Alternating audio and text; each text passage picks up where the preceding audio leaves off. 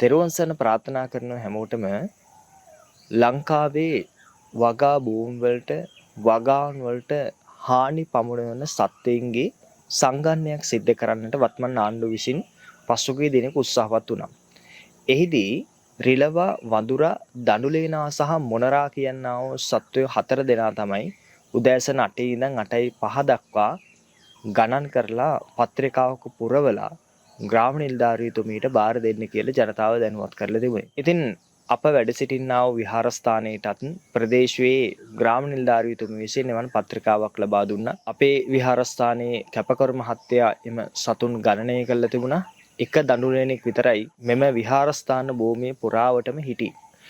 ඉතින් වෙන වෙලාවල් වල සත්තු වෙන්නේ නැතුව නෙමෙයි කොහොම හරි උදේ 8 සහ 8:05 අතර වාර්තා කරලා තිබුණ එක දඬුලෙනෙක් විතරයි. සාමාන්‍යයෙන් උන් එනකොට කැම තියෙන වෙලාවල් වලට තමයි එන්නේ. ඉතින් උදේ පාන්දර උන් කලෙලි බහිනවා අඩුයි.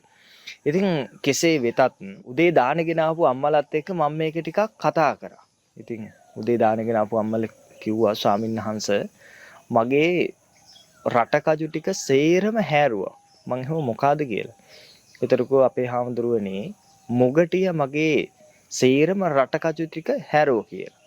ඉතින් හාමුදුරුවනේ මොගටියන්ව ගණන් කරන්න කියලා නම් කොලේ සඳහන් වෙලා නැහැ කියලා.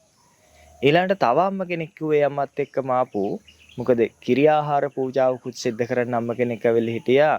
ඉස්සෙල්ලාම අස්වැන්න ගත්තට පස්සේ අස්වැන්නෙන් කොටසක් ලෞතර බුදුරජාණන් වහන්සේට පූජා කරන චාරිත්‍ර ධර්මයන් මේ ගමේ ඉන්න මිනිස්සු අදටත් ආරක්ෂා කරගෙන ඉන නිසා. ඉතින් ඒ අම්ම සඳහන් කරා හාමුදුරුවනේ ගෙදර ඉස්සරහා මඤ්ඤොක්ක පැලයක්වත් හිටව ගන්න විදිහක් නැහැ. මඤ්ඤොක්ක දණ්ඩත් හිටෙව්වත් ඊට පස්සේ ඒක අල බැහිගෙන එනකොට ඌරු ඇවිල්ලා හාරලා යනවා. ඉතින් ඊළඟට අලි පළතුරු ගහක් තියෙන්න බෑ. ඒ වගේම තමයි කොස් ගහක් තියෙන්නත් බෑ ගමේ. ඒ වගේ මොනවා හරි විශේෂ භෝගයක් වගා කරොත් එහෙම අලි ඇවිල්ලා ඒකට පහර දීලා යනවා. ඉතින් මේ සත්තු ගණන් කරන්න කියලාත් නෑ. ඒ අම්මම කිව්වා හාමුදුරුවනේ පොල් පැලයක් තියාගන්න විදිහක් නෑ ඉත්තෑව කනවා කියලා. දැන් මං කෝ දැන් හරි ප්‍රශ්නයක් එන්නේ අම්ම. ඉතින් මේ කොලේ නම් අපිට ගණන් කරන්න කියලා තියෙන්නේ මේ සත්තු 4 දෙනා විතරයි කියලා. ඉතින් ඒ වගේ මේ පැත්තේ බහුල වශයෙන් පොල් තියෙන නිසා විශේෂයෙන් මම වැඩ ඉන්නේ පොල් ත්‍රිකෝණයට අයිති ප්‍රදේශයක. ඉතින් මේ ප්‍රදේශයේ පොල් වගාව ਸਰවට ක්‍රියාත්මක වෙන නිසා අපිට පොල් පිළිබඳව දැඩි ලෙස අවධානය යොමු කරන්න වෙනවා. ඉතින් එහිදී සුදු මැස්සා කියන රෝගයට මේ පොල් ගස් හසු වෙලා තියෙනවා. ඉතින් මැස්සෙක් සකස් වෙනවා පොල් අත්තේ පොල් කොලේ යටිපැත්තට වෙන්න. ඉතින් මේ මැස්සා සාරේ උරා බීලා අවසානයේදී මුළු පොල් ගහේම සාරේ උරා බීලා පොල් කරටියේ බිමට කඩාගෙන වැටිලා අවසානයේදී පොල් ගහ විනාශ වෙනවා.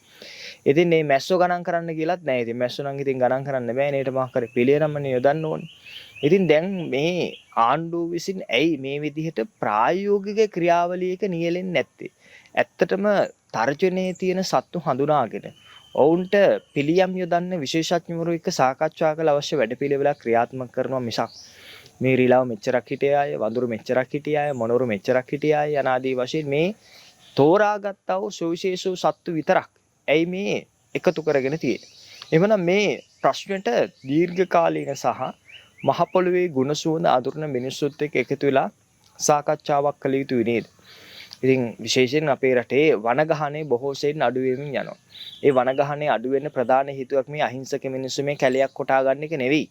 මේ මහා පරිමාණ වශයෙන් മന്ത്രിවරු ඇමතිවරුන්ගේ ආශිර්වාදයෙන් මේ මහා ඝන වනාන්තර හෙලිපෙහෙලි කිරීම. උදාහරණයක් විදිහට කොතුවිල් පැත්තට වෙන්න සෙන්ගමුව වනරක්ෂිතේ අල් මදීනා කියලා ගම්මානයක්ම හදලා තියෙනවා. ඉස්ලාම් ජාතිකව මැදිහත් වෙලා. විශේෂයෙන් පුරාවිද්‍යාත්මක වටිනාකමකින් යුක්ත භූමි තමයි විනාශ කළ තියෙන අක්කර 100 ගාණක් කැලේ කපලා සම්පූර්ණයෙන්ම කාන්තාර බවට පත් කළා විනාශම කළා දාලා තියෙන මහා ඝන වනස්පති මම නිරීක්ෂණ චාරිකාවක නියලුණා එහි. ඉතින් මේව කරන්නේ දේශපාලඥයන්ගේ අතපෙවීම මත. ඒ වගේම තමයි බදියුදී අපි දන්නවා විල්පත්තුව මහා වන සංහාරයක් සිද්ධ කරා. ඉතින් මේ තනින් තන සිද්ධ වන්නා වූ මේ කැලෑ කැපීම් නිසා ඒ වගේම හොටෙල් කර්මාන්තය සඳහා බොහොම සංවේදී පරිසර කලාපවල තියෙන ගස් කොළන් ආදී කපා ඉවත් කිරීම නිසා තමයි මේ විදිහට මේ සත්තුන්ට යන එනමන් නැති වෙලා තියෙන්නේ. ඉතින් මේ සම්බන්ධව ආණ්ඩුව බොහොම නිද්‍රාශීලී ක්‍රියාපිළිවෙතක් තමයි අනුගමනය කරන්නේ. මොකද උන්ට දේශපාලඥයෝ තරහ කරගන්න බෑ. ඒ නිසා සාමාන්‍ය මිනිස්සුන්ට වෙන පීඩාවට උන් පිළියම් යොදන්නේ. විශේෂයෙන් මේ වනසත්තු පිළිබඳව කතා කිරීමේදී මේ වනසත්තීන් මේ විදිහට වගා භූමි වලට හානි සිදු කිරීමට එරෙහිව ඒ වනසතුන් පාලනය කිරීමට යම් ක්‍රමවේදයක් අනුගමනය කළ යුතුයි. ඒ ක්‍රමවේදයේ සත්ව ඝාතනය කියලා නම් අපි කිසිසේත්ම කියන්නේ නැහැ. අහිංසක සත්තු මරා දාන්න අතීත රජ කාලේ පවා රජදරුවෝ සූදානම් වුණේ නැහැ. ඒ කාලේ ලංකාව කියලා කියන්නේ සහලින් ස්වයං පෝෂිත රටක්. ඒ වගේම වෙල්ලස්ස වගේ පැත්තට ගියාට පස්සේ රටේ ආහාර මල්ල. ඉතින් මේ විදිහට මුළු රටටම බත සපයන්න පුළුවන් වෙලා පිටරටත් හාල් අපනයනය කරන් තරම් දක්ෂතාවයක් තිබුණු රටක් මේ විදිහට පිරිහීමට ලක් වෙන්න ප්‍රධානම හේතුව මොකද්ද? එහෙනම් මේ දේශපාලඥයන්ගේ ගජමිතුරන් අතරේ කඹැදීම තමයි මේට ප්‍රධානම හේතුව. එහෙනම් කළ යුතු වන්නේ මේ සත්තු 4-5 දෙනෙක් ගණන් කරන එක නෙමෙයි. ඇත්ත ප්‍රශ්නේ හඳුනාගෙන ඊට පිළියම් යොදන එක. විශේෂයෙන් මම කො මේ පැත්ත පොල් කර්මාන්තයට ප්‍රසිද්ධයි. එහෙමනම් මේ පොල් කර්මාන්තය ආශ්‍රිතව ඒ බෝ වෙලා ඉන්නව සුදු මැස්සාගේ රෝගේ අඩු කරන්න පුළුවන් නම් පොල් පළදා වැඩි වෙනවා. එහෙම නැත්නම් මේ රිලව් ටිකයි වතුර ටිකයි අල්ලගෙන හරියන්නේ නැහැ. ඒ වගේම තමයි මොනරු වැඩි වෙලා තියෙන හේතුව මොකද්ද? ඉස්සර අපි දන්නවා මොනරු හිටියේ කතරගම් ප්‍රදේශයේ. ඒ කියන්නේ වීලි කාල ගුණයක් තියෙන ප්‍රදේශයකට යන්න ඕනේ මොනරු බලන්න. මං උප්පත්ති ලැබුව ප්‍රදේශය බලංගොඩ රත්නපුර දිස්ත්‍රික්කයේ. ඉස්සර රත්නපුර මොනරු හිටියේ නැහැ. මොනරෙක් අපි බලන්න කතරගමට ගියා. නමුත් මේ කැලෑ කැපීම් සහ ගිනි තැබීම් හමුවේ අපේ සංවේදී වන ගහනයන් අඩුවීමත් එක්ක පරිසර උෂ්ණත්වය ඉහළ යන්නට පටන් ගත්තා.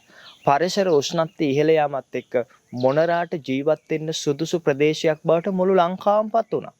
ඒ නිසා තමයි මොනරු තනින් තැනට සංක්‍රමණය වෙන්න පටන් ගත්තේ. ඒ නිසා තමයි මොනරු හැමතැනම වාසය කරන්න පටන් ගත්තේ. එහෙනම් කරන්න ඕන ලංකාවට ගැළපෙන විදිහට ලංකාවට අවශ්‍ය වනගහනයක් ඇති කිරීම.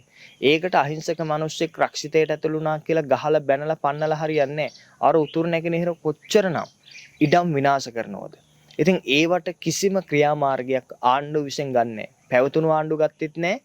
මේ වර්තමාන ආණ්ඩුව ගන්නෙත් නැහැ. හැමදාම අහිංසකයව තලනවා පෙල්නවා අන්තිමට රට විනාශ කරා කියලා චෝදනාවට ලක් කළා තියෙන අනේ කතා කරගන්න බැරි හැඟීම් ප්‍රකාශ කරගන්න හැකියාවක් නැති අහිංසක තිරිසන් සත්තු අපේ අහිංසක මිනිස්සු ඉස්සර සත්තුන්ට කියලා වෙනමම කුරුළු පාළුව කියලා තමන්ගේ කුඹුරෙන් කොටසක් වෙන් කරා අදටත් මොනරාගල වගේ ප්‍රදේශවල ජීවත් වෙන අහිංසක ගොවියෝ වට්ටක්ක හේන වගා කරලා අවසානයේදී ටිකක් ඉතුරු කරලෙනෝ සත්තුන්ට කන්න කියලා. ඒ වගේ සත්තුත් එක්ක බොහොම සහජීවයෙන් ජීවත් වුණු ජනකණ්ඩායමක් තමයි සිංහලයෝ බෞද්ධයෝ කියලා කියන්නේ. කවදාවත් සත්තු මරාගෙන කෑවේ නෑ බෞද්ධයෝ. සත්තු මරාගෙන කන්නට අපිට හුරු කරේ වෙනත් ආගම් විසින්. ඉස්සෝ කොටු, දැල්ලු කොටු, ඌරු කොටු, කුකුල් කොටු මේ සියල්ලම අපිට හුරු කරේ කතෝලික ආගම ලංකාවට ආගමනයත් එක්ක. විශේෂයෙන් සත්තු මරාගෙන කන එක කොයිතරම් නිර්ලජ්ජිත කොයිතරම් පාපකාරී කොයිතරම් අශිෂ්ට ගෝත්‍රික අදහසක්ද කියන එක අපි ඕනෑතරම් බුද්ධහමට අනුව සාකච්ඡා කරලා තියෙනවා.